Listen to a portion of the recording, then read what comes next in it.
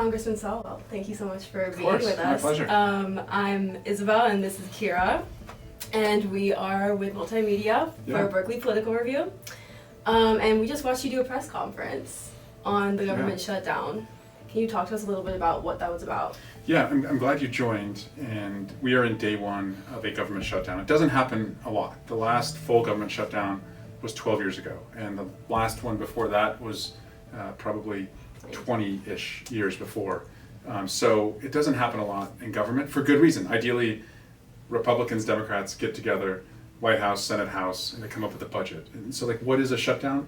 It means that Congress and the president could not agree on the funding that keeps the government open. And when we say the government, what are we talking about? Well, we're talking about the TSA agents at the airport who check security. We're talking about the air traffic controllers who look at the planes to make sure that they're not going to crash and they're going to land safely. We're talking about our men and women in armed services who defend the country, work at military bases.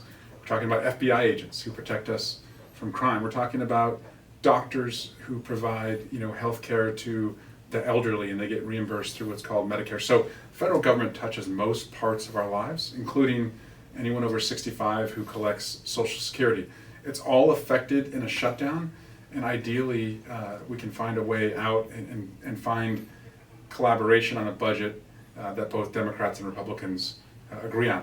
You're probably asking, so what did we not agree on? So a couple months ago, Republicans passed what they call the Big Beautiful Bill. I call it the Big Brutal Bill because for Californians, 2 million people lost their health care for that bill. They lost their health care because to not pay for the health care for 2 million people who needed it the most, they were able to give tax cuts to people who needed it the least. And so billionaires got bigger tax cuts while poor people received less access to health care. And so Democrats are saying is we have to fund the government and keep it open. We're not going to fund more cuts to health care. We're not going to fund more efforts to make it harder for people to have health care so billionaires can have bigger tax cuts for themselves. So if Republicans want to come to the table and end the cuts, lower the cost, and save health care, we're in to fund government, but we're not going to be co-signees to people losing their health care. But even if an agreement is reached, what's to stop the Republicans from passing another rescission package? It's great. It's a great question. So rescission package, which is a word that I didn't know until I went into government, essentially means Congress has voted and authorized spending, the president has signed it into law, and now the president is trying to go back and undo what was signed into law. That's not really good because you would like to think if there's an agreement, whether it's like a agreement on the playground, at an elementary school, or an agreement in the boardroom at a Fortune 500 company, or an agreement in Congress that when somebody says they're going to do something, they do it. So that's what concerns us, is that the White House has already shown a willingness on past approved funding to go and do rescissions, to just undo the agreement. And so we want assurances that they're not going to do that again. So we don't have assurances, and which is why we're saying we don't trust you. You have to earn our trust, put back in place healthcare protections before we even keep your government going. Right.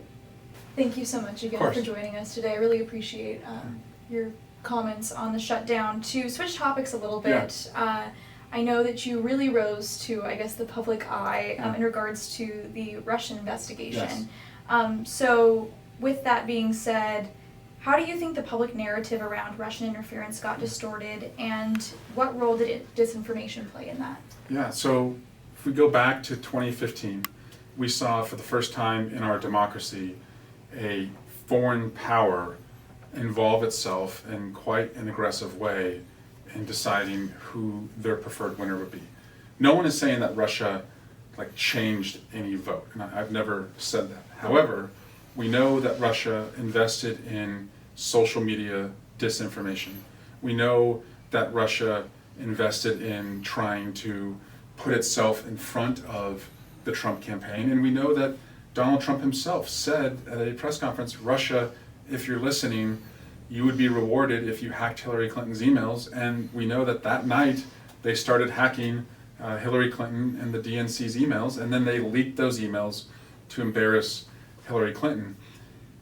Donald Trump, in an effort to kind of rewrite that election and erase Russia's involvement because he thinks it means that he's not the legitimate winner, has framed it as a Russia hoax. And now he is using his power and his Department of Justice to go after any of the investigators. And as somebody who was one of the congressional investigators, that concerns me, because my fear is that if he's trying to rewrite history, this could happen again. If we don't have our antenna up and if we don't have our shields up to foreign interference because Donald Trump has convinced everyone it's a hoax, we may not see it next time it comes from China, Iran, Venezuela. Who the hell knows what other country would want to try and influence us. And so to me, this is not about red team versus blue team or who won the 2016 election. Donald Trump won, he's the president. It's about making sure that a foreign government does not decide who wins our elections and doesn't even have a shot at trying to pick them. So as someone who was involved in those investigations, and we've seen the indictments of James Comey recently, what are your concerns personally and what are your next steps? Well, I know that that indictment is an effort to try and, one, punish James Comey for his role in the Russian investigation, but two, to try and intimidate people like me and Adam Schiff and others. And I'm not going to be intimidated. I'm not going to hide under the bed. I'm not going to shrink, because that's what they want. And in a dictatorship, that's how you become effective, is not just locking up your enemies, but making any potential enemy afraid to speak up. So you don't even have to lock them up because they're hiding under the bed. They're no longer speaking out. And I'm as loud as ever. And I've told my colleagues and people in the community that we have to link arms and that our strength is in numbers. Because the way I see it is, if I cower, if I shrink, if I go under the bed, like, why wouldn't everyday Americans just say, well, to hell with going to a protest, to hell with going to a rally, or why would I post something critical of my government on social media? Like Swalwell, he's not willing to do it, and he has power, and he has, the privilege of being in Congress. So if I'm not gonna, be, the way I see it is, if I'm intimidated, my constituents are intimidated. Right. If I stand up, they stand up. And so we're all in. And I think we're gonna get out of this. We have the midterms about a year away, and that's the first step to getting out of this.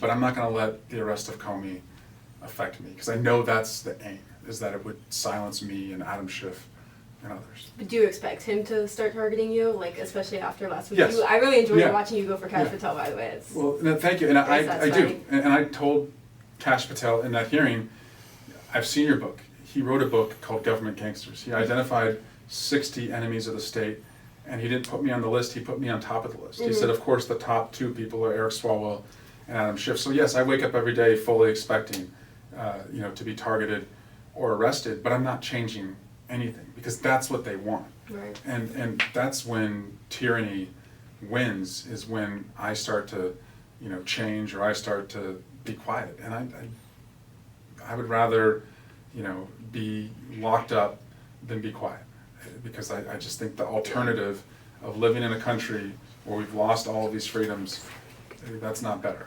Yeah, I wish more Democrats would be like that. I mean, it's... Right now, these times reveal to me, like, not just like who should lead, because we're seeing a lot of people step up.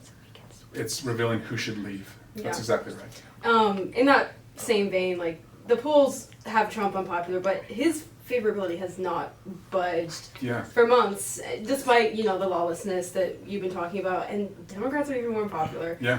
And I know you're talking about your strategy, but what do you think is penetrating or not penetrating for the voters? Like, what should the Democrats be doing to improve their voters, and why haven't they been doing it? I think we've been weak in the past. Yeah. I think our message has been anemic. So when we had the White House, the Senate, and the House, no mom in America would say that even with that holy trinity, Democrats in the White House, the Senate, and the House, that her kids were safer in school from a mass shooting, because we couldn't pass background checks or an assault weapons ban because we let the filibuster get in the way. It wasn't Republicans who stopped us. It was Democrats who didn't want to break the filibuster. So we didn't flex when we had power. And the way I see it is, if we had flexed with the majorities in the Senate and in the House and the White House, we would still be in power. And instead, we compromised, we negotiated against ourselves, we stood on the principle of the filibuster, and the majority of Americans are like, we want term limits on the Supreme Court.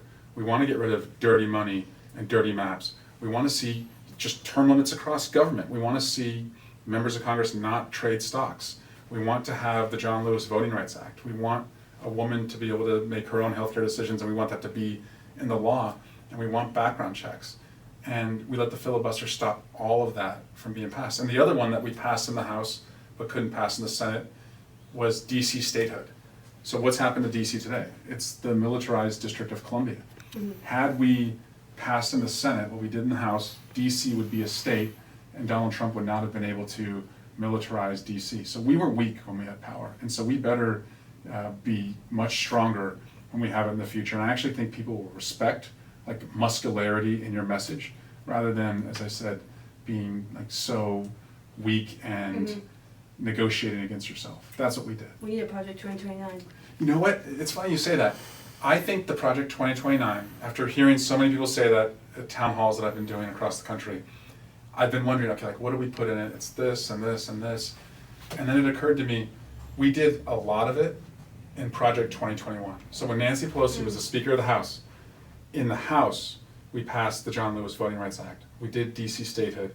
We passed, Supreme Court ethics. We passed background checks, assault weapons ban. We codified Roe versus Wade. We passed the Equality Act so that gay and lesbian Americans could not lose their job for being gay or lesbian. We did all of that, and it hit a brick wall in the Senate. So I think I would start with what we did in 2021 that the Senate wouldn't pass, and then of course, yes, add to it so much more that's out there, but that's like the foundation right there. But the filibuster, I think we are going to regret when we look back on this that we allowed a few Democratic senators to prevent us from breaking the filibuster. So yesterday, with the looming government shutdown, the New York Times was suggesting that there's going to be a big shift in the Democratic Party in regards to rhetoric, laws, and even leadership. So you kind of mentioned this already, but what do you see that looking like overall? Show, not tell. People are tired of Chuck Schumer saying he's going to send an 8-page, strongly worded letter. They want to see, like, what are you demonstratively doing? People look at Gavin Newsom and they're like, okay, that guy's fighting. Right? Yes, he has a funny trolling Twitter account, but he's also in court every day fighting these guys and winning. He went to trial against the Trump administration over the National Guard being in LA, and he won.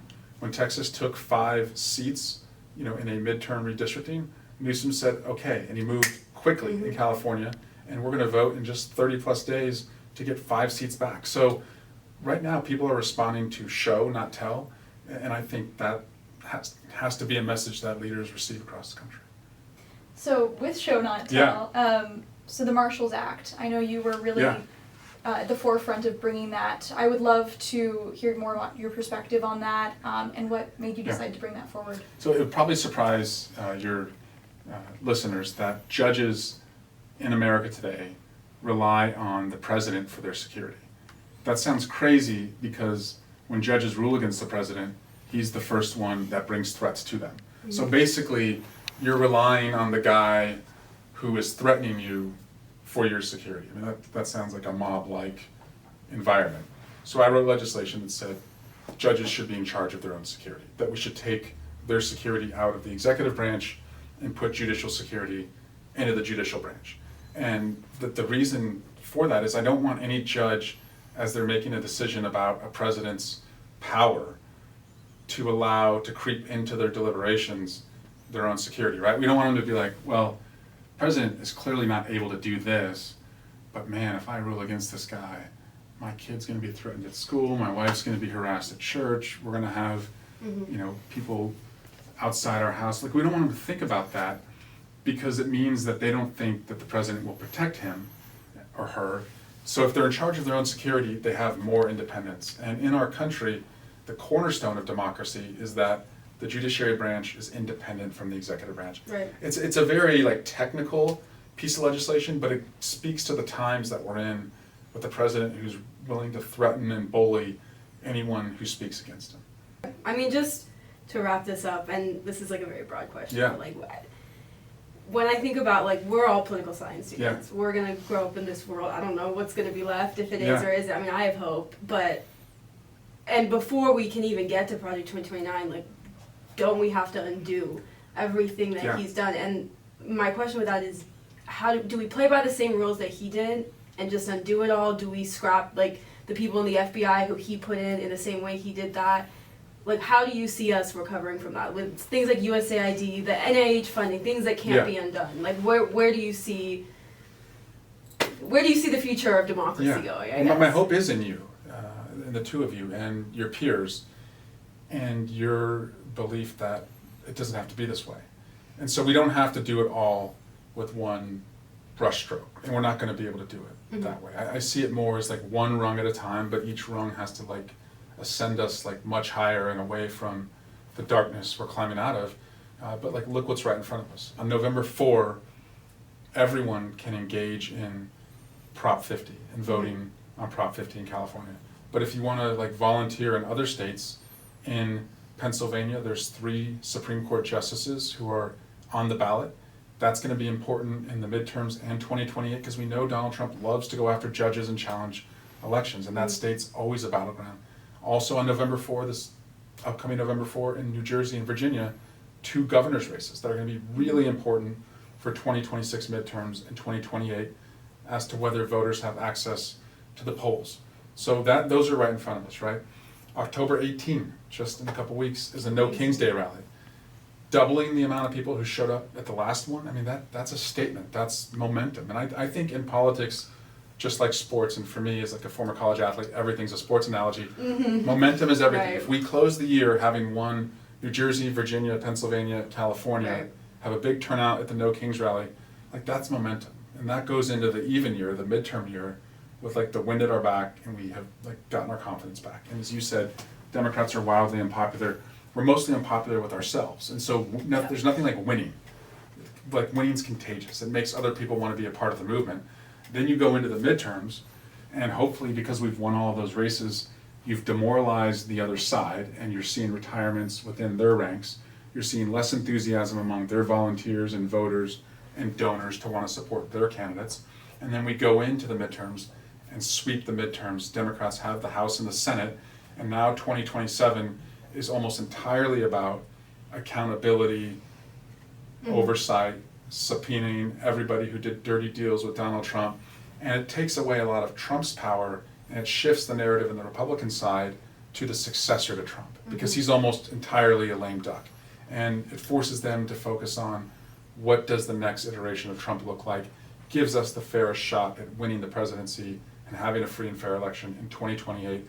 And then we're out of this darkness, out of this hell. I mean, so it's one rung at a time, but I can see each one as we go up. However, not to get like too dark, losing the midterms to me means there's no free and fair election in 2028. It means that Donald Trump will completely consolidate power, and he's running essentially a family office. Like it's all about like which member of the family is going to run the country. It's not about any sort of transfer of power. That is gone. Just really quick, do you have confidence that the midterms will be free and fair? So our elections are decentralized, and that's what gives us our best shot, meaning that each state is in charge of its own elections. So do I think that there's going to be, issues and challenges in Georgia? Yes.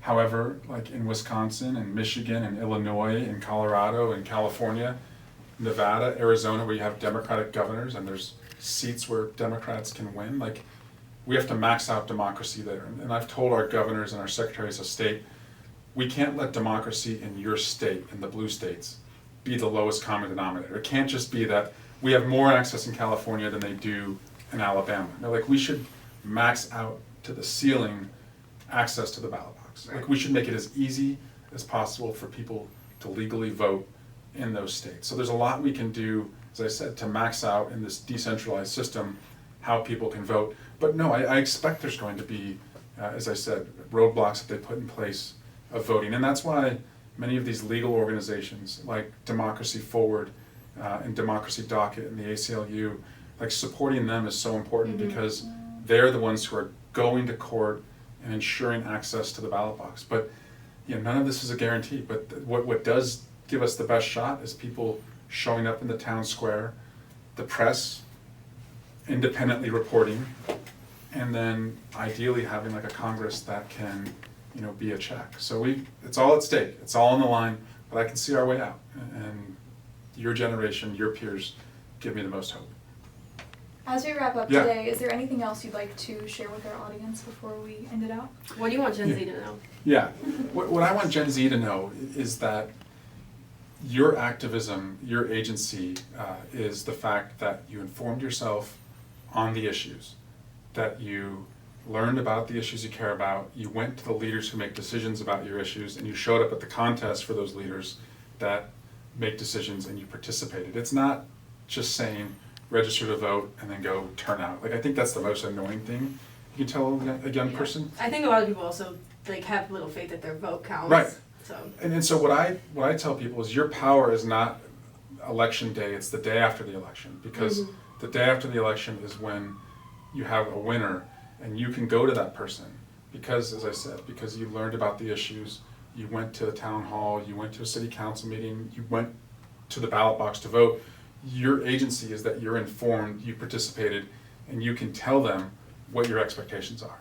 And you have a lot more license and power with them because you did all of that. And that's really, I think, where your power is your knowledge, your engagement, and then your expectations. So what's next for you? Winning the midterms.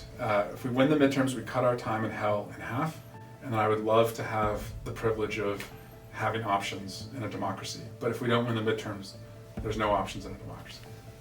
Amazing. Thank you so much for joining us My today. pleasure. I really Thank you, guys. appreciate it, and I cannot wait to share this with our audience. Thank you so much. Of course. Congressman.